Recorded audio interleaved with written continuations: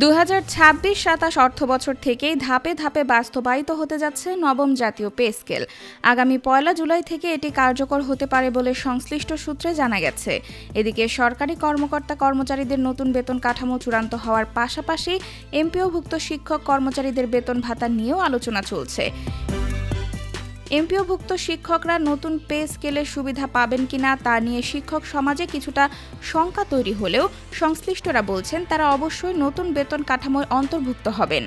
এমপিওভুক্ত শিক্ষা জাতীয়করণ প্রত্যাশী জোটের সদস্য সচিব অধ্যক্ষ দেলোয়ার হোসেন আজিজি শনিবার 23 মে ফেসবুক পোস্টে বলেন, বিদ্যমান সরকারি বেতন কাঠামোর আওতায় থাকায় এমপিওভুক্ত শিক্ষক কর্মচারীরা অবশ্যই নবম জাতীয় পে স্কেলের অন্তর্ভুক্ত হবেন। জানা গেছে, নতুন বেতন কমিশনের সুপারিশে বিশেষভাবে 11 থেকে 20তম গ্রেডের কর্মচারীদের বেতন বৃদ্ধির হার বেশি রাখা হয়েছে। প্রাথমিক শিক্ষকদের 13তম গ্রেডের বর্তমান মূল বেতন 11,000 টাকা থেকে দ্বিগুণ করারও প্রস্তাব রয়েছে। পাশাপাশি টিফিন ভাতা সহ অন্যান্য সুযোগ সুবিধা বাড়ানোর সুপারিশ করা হয়েছে।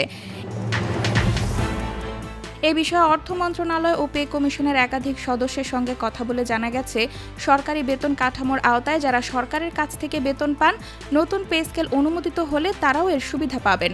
অর্থাৎ এমপিওভুক্ত শিক্ষক কর্মচারীদের মূল বেতন বাড়ার পাশাপাশি অন্যান্য ভাতা ও সুযোগ সুবিধাও নতুন কাঠামো অনুযায়ী সমন্বয় করা হতে পারে।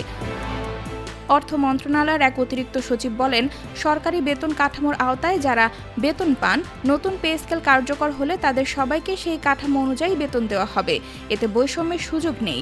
শিক্ষা প্রশাসনের কর্মকর্তারা জানিয়েছেন, নতুন পে স্কেল বাস্তবায়ন হলে এমপিওভুক্ত শিক্ষকদের মূল বেতন বৃদ্ধির সম্ভাবনা প্রায় নিশ্চিত। মূল বেতন বাড়লে বাড়ি ভাড়ার ভাতাও বাড়তে পারে, তবে চিকিৎসা ভাতা আপাতত অপরিবর্তিত থাকতে পারে। সবকিছুই চূড়ান্ত গ্যাজেট প্রকাশের ওপর নির্ভর করবে।